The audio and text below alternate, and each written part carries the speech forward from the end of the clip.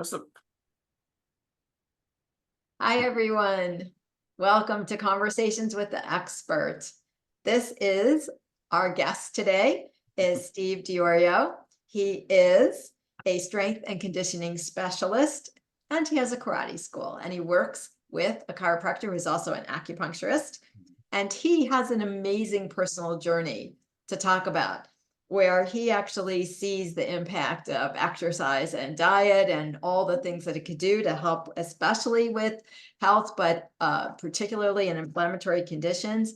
And I'm going to let him talk about his health journey and the fact that every single day he does what I cannot do every day, and that is exercise. So, Steve, what would you like to say as a way of introduction for yourself? Dr. Mary, thanks for having me on here. Thank you for calling me an expert. I'll try to live up to that. So my personal journey, I will try to keep it brief because it's a long story. Very simply, my father was 48 years old when I was about 16, 17, and he had a major heart attack. He was a very active man, very physical. He was a funny guy. He was only like 5'4", but playing basketball against him, I was taller than him when I was 12 years old. And the guy ran around you and could put it in the basket from any angle. Amazing athlete, really. Probably had his life path been different, he might have been a professional baseball player. One of his brothers one of my uncles was a professional baseball player. So there's some athleticism in the family. Most of it missed me. But anyway, my dad, because of this heart attack, which was mostly brought on by lifestyle, he had smoked, he wasn't at all careful about how he ate. That was that generation, though. That it was a World War II veteran, so give you an Okay. idea how, yeah, what we're talking about here. They didn't pay any attention to that stuff in those days. It wasn't Right. on their radar at all. Anyway, what we would recognize now as metabolic syndrome. He had Ah, diabetes and overweight and high blood pressure, all of it.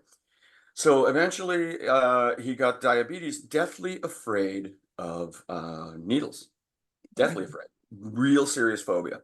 But in the 1970s, if you needed insulin, there was only one way to take it. right. So I injected him. I gave him his needles. I got to tell Wow. you, when you're a 17-year-old boy and you get to stick a pin in your dad, what do you mean I can't have the car? So anyway, I became kind of a little bit of a caretaker for him.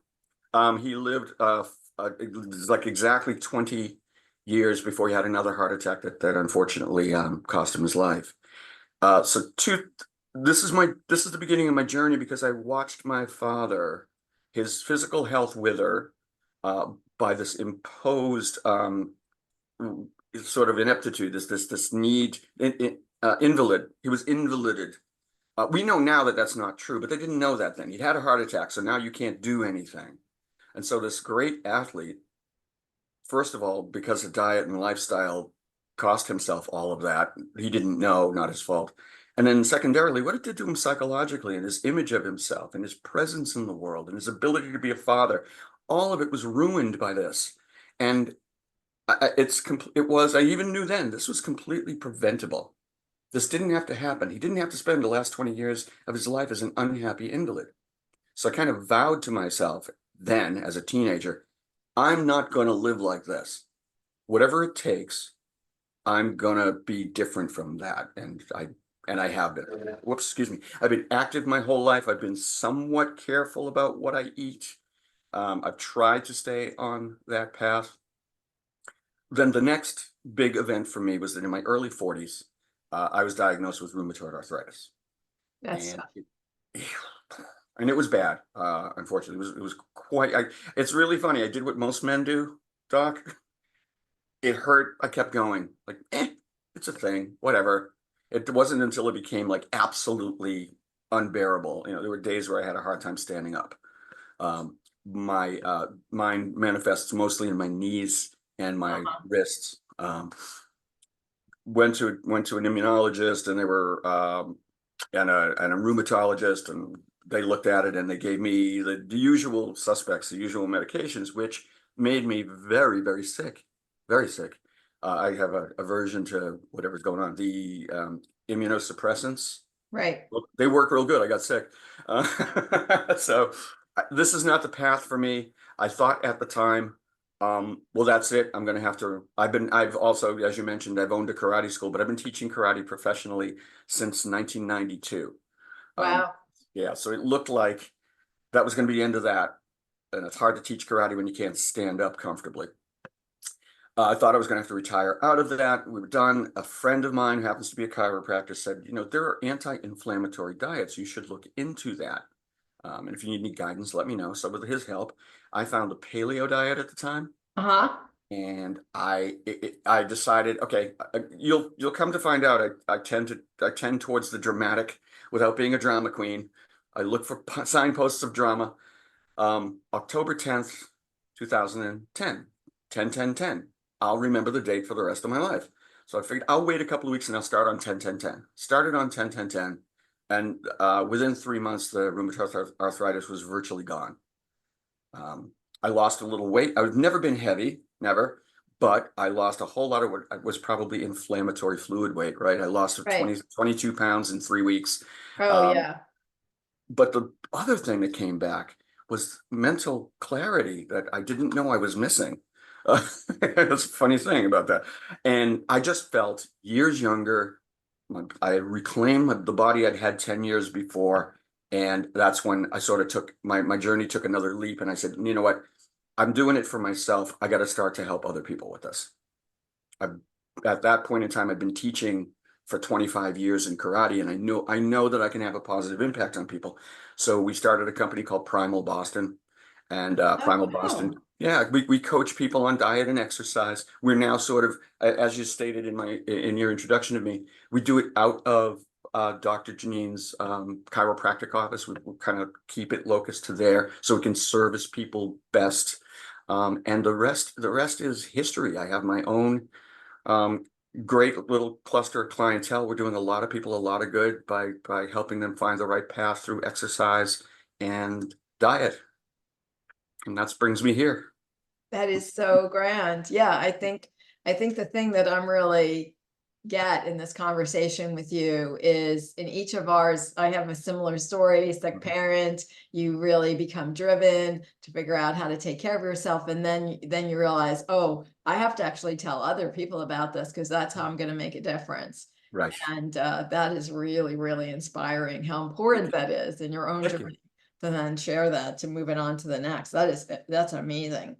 And so, what did you, when you're talking about these lifestyles, you're saying exercise, you're saying diet, nutrition, what does that actually look like for you? What is your plan on how you get that handled for yourself first? And then how do you inspire others to actually follow through? It's an excellent question. So the it's kind of one of the reasons I think that we're so successful with people. It begins with a needs assessment. Oh, What great. everybody, everybody, I bet you if I went around and out on the street and just asked the first 100 people who came by, 99 of them, hey, do you think you should exercise more? Yes. Do you think you should eat better? Yes. What's better? What's more? What's your goal? What do you want? And we do this with people. We do sort of a needs assessment. What is your, first of all, establishing a baseline right now? What are you doing? And we do food diaries if we have to, all kinds of, the tools, right? This is all, none of this is rocket science. Food assessments, lifestyle assessments, and then we look at what they're doing, what their physical activity is like, and starting with where they are. The next goal is where are you trying to get to? What do you want for yourself? Um, hey, I'm wanna in 2 years. I'd like to enter the Miss Massachusetts Fitness Model Contest. Okay, that's nothing wrong with that. That's possibly doable, but that's a whole different program from I want to get off the couch and get a little active so I'm healthier. Right? Those are completely different goals with some pretty different approaches to them. 90%. I've had the honor of working with an Olympic athlete. I've actually coached an Olympian. An honor, an amazing honor, and we did him some good. We improved. He's a marathoner, and we actually improved his marathon times. Do you know how hard it is to take 30 seconds off of a marathoner's total time? I when they're an Olympian? I actually do. I You would, right? I They, do, these, yeah. It's that that's the thing, right? yeah, When it's this idea, I think people don't get. Everybody's like, oh, if I just had elite athletes, that would be make it easier. But what happens is just what you're saying. You want to take that person who says, I want to be able to get on the floor and play with my grandchildren. right. That's a really that takes work for that person. I totally Oh, get that. yeah, But it's hard. It's hard. there's just easier stuff to get there. When you Yes. have somebody that's a lead, you have to figure out that one thing that's going to make the difference because a lot of things are already great. And, Mm, but right. They're doing everything right. So how do you make it yeah, and so then righter? you're like, what is that one thing that if you Right. were to do it would make a difference? And that is a detective work. So I want Yeah. to go back for 1 second. When you're Sure. saying you're doing for either of these patients on Yes. both ends of the spectrum, and you're saying you're doing maybe a diet diary, is Right. there something that you use to keep track of that? And how many days do you think people need to keep track of that to get a good effect? We like 2 weeks. I Two like, full weeks. Wow, yeah, that's good. I like 2 weeks. The larger the data set, the more profound the data we're going to get out of it, right? Anybody can have it. I'll tell you what, if I did a diet diary for the last week, it wouldn't paint a good picture. We had some time out with friends. I had to go to some late summer outdoor barbecues and stuff. So I ate some stuff I don't normally eat. It's not a good picture of my real path. Um, so I want a couple of weeks because there may be a grad party in there. There may be a wedding in the middle of that. Oh, that's a really good idea. What do you use for that? Like what? There's a couple of there's a great question. I am what do you call it? Primal Diet certified. And the Primal Diet certification under Mark Sisson, they have a form, standard process. They have their own form, and that's the one we use in the office the most. A legal pad. Yes. Anything, Yeah, anything. I actually use my Fitness Pal, There you go. That's perfect. That's you perfect. know. And if people are electronically, there's 100,000 apps that will do this for you if that's what you want to do. I had one woman who's like, this was brilliant. I can't be bothered to write all this down. Can I just take a picture of him? Sure. Oh, that's a Fine. great idea for the Yeah, people who don't want to keep track and then they're doing yeah, that. That's not a bad idea. So you really are absolutely. meeting people where they are. You That's have to. I think that's so critical, right? I'll sometimes say, please download this app and put it Sure. in like they're like not going to do it. Right. I don't do apps. Right. I Sure. don't do But apps. the And you write it population, down. I don't like it. I don't want to. How do the you handle population that that? we It's we sort of deal with. off course for us, but I think it's an important question as people are listening to this. What happens to that patient? They come to you and you're like, I would like 2 weeks, and they don't want I'm to do it. What do you do with that patient? Well, here's the thing. Nicely, kindly, with love, I'm a karate instructor. You're gonna do what I tell you to do, or this isn't gonna work. I have a very soft way of saying that to people. So look, what are your goals? This is your diet. I want to, like, yeah, I get goals like I'm so heavy, I I can't get my knee replaced, and I need to lose the weight to get the replacement to get well enough so I can dance at my son's wedding. Well, what an emotional and personal goal that is. Okay, good. So we got to get you there. But that means I'm going to tell you to do things that you're not going to want to and you're not going to like to do. Here's the good news. You don't have to like any of it. You just have to do it. That actually is brilliant. And I think sometimes that when you are the healthcare provider, you have to take that stand. You Yeah, have to actually be the doctor, be the coach, be the be coach. Yes. the Yeah. person who says, you came to me and Right. I'm going to hold you accountable. And if we're not getting results, Right. it's, And it, you know, always with respect and compassion, always with respect and compassion and understanding. You know what? Don't tell them I said so, but they're going to slip. I know they are. oh There's going to no, be yeah, there's going to be hiccups along the way. I expect it. it, If I'll tell you what, yeah. if I'm working with somebody and there's no hiccups or slips, they may not be telling me all the truth.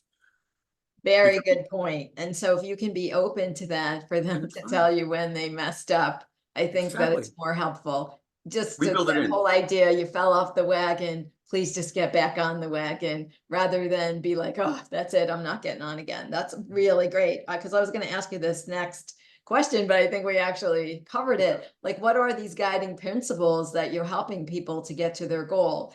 When you have them do that, do they not see you for that 2 weeks and then they come back in? And then how often do you Great question. reassess them so that you We keep them on? Because I think there is a coaching part. absolutely.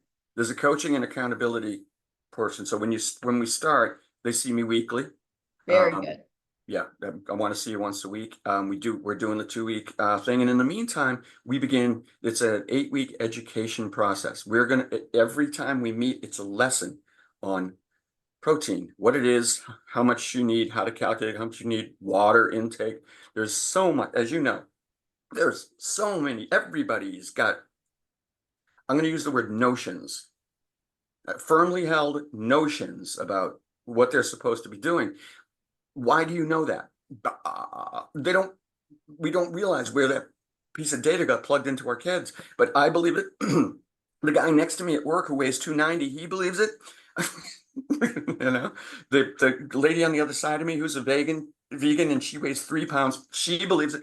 We all believe this, and yet you can see it's not the same for all of us, but 8 glasses a day. What size is that glass? What time of day? How clean's your water? Are you filtering it? Right? All of this stuff becomes more complicated. So we have a water intake and how to calculate what you really need. Um, and that's actually, it's like all these things, it's trial and error. We'll take a lot and then we just take it down a little bit. I do think that we have two sets of people in the world when it comes to water, the people who don't drink enough and the people who drink way too much. I am, we did not talk about that ahead of You time, that we were going know? to talk about water, but I Yeah. think water is a really important piece. And Yeah. I actually have seen that as well, where Yeah. I have to say that once we figure out that amount, it's so important to have it measured in the morning. I know for myself, Mhm. I have Absolutely. it. So then you're actually present. You actually know what you're doing. I think that's the whole thing, like in that book, Mindless Eating. It's Yes. mindless drinking or mindless this. And so you can get so off track Right. with that.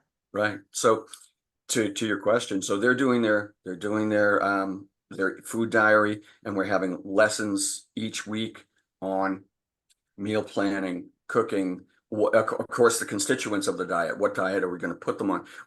I will be honest with you, we lean towards a fairly low carb, but not no carb, um, protein and fat based, I, paleo, primal. you are just, I'm the anybody who's watching this who had me in class, I would say to the class, is it a no carb diet? And they had to all yell back, it's the right carb diet. Bingo. Because Yeah. I think carbs have been vilified, but Yes.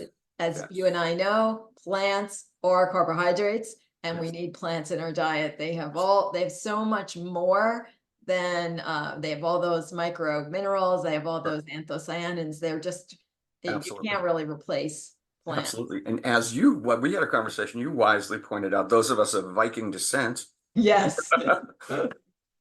why do potatoes grow? Why are they eaten where they're eaten? Right? Because we all have that adaptation and we need that. Yeah, I agree. I think I don't want to get too off into social science, but we're a society of extremes. We're a society of black and white. You're either carnivore or you're raw vegan tree bark. And no, no, no, no, no, no. Because those two approaches are so extreme, they're probably not right for most people. And That it's is also a not lovely necessary. thing to say about Yeah. that is Yes. wonderful. Yes, The truth is always somewhere closer to the middle. So yeah, no, we're in violent agreement about that. Yeah, we're never no carb. I think for most people that doesn't work. There may be some really extreme athletes on the edges of things where that might benefit, or people with really unusual things going on. I've heard about people who have things like lupus who get great benefit from going carnivore for some time. Excellent, fine. I don't poo-poo it. Uh, But for most people, that's just not necessary, and it's unsustainable. So we try to keep them somewhere in a moderate, lower carb and quality carb diet. That And sounds great. And then that's it. how now you've got them where they're fueling their body. Mhm. Now you're going to move them into the exercise piece. What are you going to tell them to do? Like, how are you going to get them inspired to do the exercise they should do? I will kill you if you don't. No, no. What are you, No, 10? no, no, no, no. Joking. This And I is, I love your have to tell shirt, you. by the way. Thank you, thank you. Well, that kind of sums up the whole approach, doesn't it? You know, solutions over excuses. If something's in the way, we get, improvise, adapt, and overcome. We'll find a way around it. We'll figure something out. I've created an exercise program for people with muscular dystrophy, Wow. right?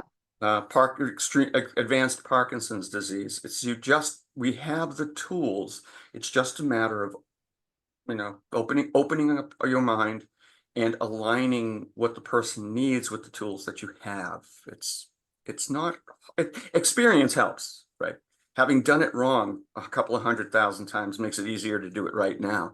But You know what? um, I want to stay on that for one yeah, second. For sure. anybody who's new in practice, who's watching this, or anybody who's younger, I think this idea that you're going to get it right out of the gate, we're both going to say that's unlikely, right? No, no. I'm almost I don't want to make anybody mad. But yeah, I do. I don't care. Um, You will think, if I go back to myself in my 20s when I started this kind of stuff, or in my 30s, 40s, all the way up, everywhere along the line, I absolutely knew I had the answer. And then 10 years later, I look back with contempt upon my old ideas. It's a natural process. None of us knows everything. You can't know everything. And ultimately, whatever you know, once your knowledge comes in contact with another human being and you have to help them, forget what you know. It's not going to work anymore. In the karate world, we have a little bit of a saying that in order to become proficient, you need to learn all the rules. In order to become a master, you have to break all the rules. Oh, that is so really profound. Yeah. That is profound. You You know, can't, would you you, can't. speaking of karate, Yeah. let the studio audience, as they say, let people know how long have you been doing karate and what level are you? Oh, I just started. I know. I'm 62 years old. Next year, May 1st of next year, will be my 50th anniversary of doing martial arts. I started, for those out there who are knowledgeable, I started in an art called Aikido, um, Uh-huh. Kaijutsu Kai Aikido, which is a very specific form of Aikido. It's a little bit more physical and a little bit more violent than Ueshiba. Violence is a strong word. It's more direct. It's the kind the police use. Um, Anyway, I started when I was 13 years old, May 1st of 19, or should I say the year? 1976. Out come the calculators. I'm 63 years old. I had the honor of studying with a brilliant instructor named Bruce Cummings in Derry, New Hampshire. Hey, Derry, New Hampshire, how you doing, guys? Uh, anyway, Bruce, the next youngest person in the class that I entered, was like 31 years old. So here I am, 13, entering Wow. this dojo of adult men, all men. And I kind of wandered in there. And I've always been sort of like a little bit like vacant to the awkwardness of things. I just don't calculate how I probably should have a better filter on that, but whatever. I walked in like, I'm gonna do this. And he's like, kid, it's all adults. We don't do kids. I'm like, uh-huh. And he said, sit over there and you can watch. And I guess he figured I'd watch for a couple of days and then never come back. Like every day, sitting there watching for just an absurd amount, maybe a month, 3 weeks to a month, and I'm coming every day to watch. And he's like, "You're not going to go away, are you?" I'm like, "No, no." So I get in here, and he warned me. He said, and this is, I got to tell you, there's those moments where your life was profoundly changed by one thing. And Yes. Bruce Cummings said to me, I need you to practice every single day. And the day that you don't practice, you come in here and you haven't practiced, I'm going to know it. I've been doing this a long time. I will see that you didn't practice and you're out. So for the 3.5, 4 years that I was with Bruce, I practiced every single day. And he defined practice for me, which was really nice. The practice means thinking and moving. Doesn't have to be 45 minutes. It can be 45 seconds, but it gets your head and your body into the art at least for a minute every day. I did that for those 4.5 years. It became, God bless, the most wonderful thing in the world, a habit, a positive, supportive habit. And if you want to do the math, May 1st, 1976 to today, I have done some martial arts something every single day. I was telling you in our conversation, I've been in hospital beds and had to get up with tubes and wires, throw a punch, fall back down in the bed. I will not let the sun go down on a day that I don't practice. But the defining practice as being mindful and present in the form. Do one motion. Good. Okay. You're done for the day. Little things done consistently have huge power. I think that really is helpful for those of us like me sometimes when you're like, I didn't get to the gym and then it goes, and then you don't count what else you're doing. That Right. is a similar thing. Oh, but I was doing this other thing where I was doing a lot of lifting that day. And it could Right. be just as they now have a word for that, like non-exercise activity Correct. Yeah. thermogenesis. So they had to make it sound really fancy, meaning I burned some calories doing housework. And I think It's that, fair. It's fair. I think that that's really helpful for Mm, people when somebody like you, who is this very high degree black belt in karate, and you are doing it for all these years, and you're doing something every day to, if you measure yourself against that, you are like, well, that is the guru and I'm down here. But if you're saying I can just every day do something, get off the couch, walk to the mailbox, do absolutely. some housework, do whatever it is, mow the lawn, do something so Hmm. that we are actually moving every day and getting that. I think that's really helpful. And Yeah, so I was interviewed by a martial arts magazine when I was promoted to ninth degree black belt in Wei Chi Ryu, for those who are out there knowledgeable, an Okinawan form, very traditional. It takes a lot to become these ninth.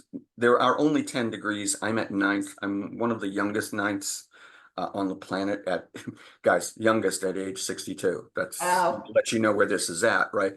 You get to those levels, you need to study for a lifetime to get to those levels. There are no young people who are ninths. So I was always interviewing. So what's the secret to becoming a yes, ninth? what is the You secret? start studying a martial art. Don't stop. Lifelong learner. I That's think it. Yeah, that is just the key. commit to it. And as we when we talked the other day, one of the story of doing it every day, it all aligns with I think I used the analogy of brushing your teeth. Yes. How much emotional turmoil do you go through in the morning? Like, oh, should I brush today? When am I going to brush? I got to go. I can't. And the kids and the bus and the day. When am I going to? You just do it. You just do it. You've made it a habit. And positive habits are just magic. Yeah. It's the same with this physical activity thing and diet. Make it a habit so you don't have to think about it. You're not making it a soul-crushing decision every day to do or not to do. You just do. And it Oh, doesn't take long. that was a very Yoda thing to say. I Right? like it. I thought, yeah, Pointing no at try, me. just do. I love that. That is really great. Thank So you. I was going to ask you, how do you stick with it? And I think you already answered that. Yeah. Well, And can I modify your question? How do I absolutely. stick? How do I stick with it? Well, I started the habit 100 years ago, so that's how I stick with it. I have the personal motivation. I know my dad, but my brother and I were talking about this last week. My father and all of his brothers had all had major negative health outcomes by the time they were in their mid 50s. Mhm. My brother's 67, I'm 62, healthy as a horse. So, it's the feedback that motivates me to do more. Like, oh, it's working. I set that goal when I was, 12, 13, 11, 12 years old. And yeah, I did it. Yeah, keep doing it. How you build a habit is just do it. Do it, do it. Don't want to? Good. Don't have to want to. Do it, do it, do it. And then at some point you stop thinking about doing it and you just do it. And then you Love enjoy that. it. I love that. I think that's very, very inspirational. I'm going to ask one more question before then we'll have a final question. But Sure. when people are starting, a lot of times people, when they're exercising, they're like, I really want to burn fat. And Yes. so, but I also want to I also want to build muscle. What do you think works for them? Okay, great. Okay, so I'm going to give you a two-part answer. And I know I can be wordy. I'll try to keep it short. 80% of body composition is food, right? Yeah. So if your goal is to lose fat, before you sign up for the gym, dial in your diet, get a coach, talk to somebody knowledgeable whose personality and approach works for you. Get some help with that. If you don't have the resources to do it yourself, there's some fantastic products. Potential Power Protein is a great way to do all this. You get all the nutrition you need, and you can replace a meal with it, or two, or three, whatever. So number one, if you're thinking about diet and exercise, start with diet. It's going to have the most profound immediate effect on your body composition and your health. Secondarily, one of our conversations recently, most modern exercise science is descended from professional bodybuilding. And that's not a bad thing. That's okay. Those guys know how to build muscle. They sure do.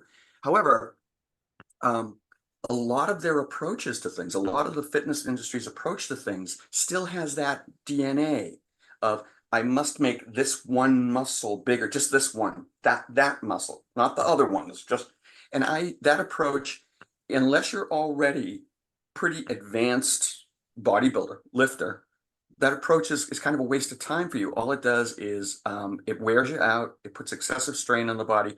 It burdens your recovery, and you're putting these joints at risk by overusing them. I love big body movements, multiple joint movements. We were talking about rowing. Rowing is so good for your upper body. If you could just do rowing and even a cheeky push-up, that's your whole upper body. That's everything you need. Two exercises. Let's do that 3 times a week. You're going to love the results you get. For the lower body, Yeah. controlled squats. Nice, slow body weight. Don't put any weight on you. When you're doing 40 squats under control and you're like, this is easy. I'm not even breathing heavy to do this. Then we'll talk about putting some weight on you. Very much about easy, multiple joint, big bang for the buck. I don't know about you. This is going to sound crazy that I'm a CSCS, Certified Strength and Conditioning Specialist. I'm the highest ranked personal trainer you can possibly be. I hate gyms. I hate them. I don't like them. I don't like the smell. I don't like the atmosphere. It's not my home place. It doesn't speak to my heart. Most of my workout stuff is at home or in my dojo. I don't buy crazy fancy equipment. My best friend is a resistance band. The stuff you can do with resistance bands at home is just amazing. You can make yourself get yourself to a pretty high level of fitness with a couple of bands in a bar. Wow, And we're gonna have to have you again. So this is my we'll do it final. at the dojo and I can just demonstrate some Oh, that exercises would with be you. awesome. We Yeah. will sign you up again. This is my final question, Yes. because I'm trying to be good about the length. I've been talking to you Understood. about this. If somebody that's been watching this Hmm. wanted to know only one thing, what would you say is the take-home message of this talk today? We know that's a fantastic question. We know, everybody knows, even people who don't exercise and even people who have no organized approach to their diet, they know they want to do it. But they know they should. I shouldn't say what people want. They know they ought to. And the biggest obstacle is what we call paralysis due to analysis. I don't know what's the right way to do it. What do I do?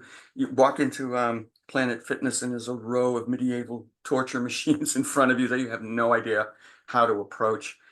You Google healthy diet and you get absolutely exploded in your face with so many options. And everybody's got scientific surveys to back up their completely opposite approaches. And that tells you something about how some studies are done. Look, do something. Do something. Skip one meal a week intentionally. Intermittent fast, the easiest diet approach there is. Skip breakfast. Use a meal replacement instead of having a food at breakfast or lunch, whatever. You pick the meal. I don't care. That doesn't matter. Walk. Go for a walk. At the end of the day, we had this conversation before too. What's the best exercise? The one that you will do consistently over time. It's there's no point in me describing all these fantastic things that you could do. If it doesn't speak to you and you can't be bothered and you look at it and it revolts you. Do you like Pilates? Do it. Do you like yoga? Do yoga. You like to walk? You like to run? Do those things. Do them safely. Get a coach to help you do it better. Yeah, just take the tiny step. Tiniest little steps in the beginning are all you need. You can always build on that later with more information. Yeah, no, that sounds great. This was, I'm trying to do what we made a commitment to, for Mhm. help the links of the videos. Absolutely. And so we are gonna have you again though, because Thank now you. like Thank you. I have Oh. more questions. And so I cannot thank you enough, Steve, and keep up the great work. And I My think pleasure. I think just your shirt says it all, that we just Yes, we have to just kind of get past what's holding us back and find the solution. So thank you absolutely. for joining me. Thank you for all that you have helped me personally with, and we will be doing You're this again. you're entirely welcome, and thank you for the honor you do me for having me on here. I really appreciate it. You are welcome. Thank you. Bye. We'll talk soon. All right, that sounds great.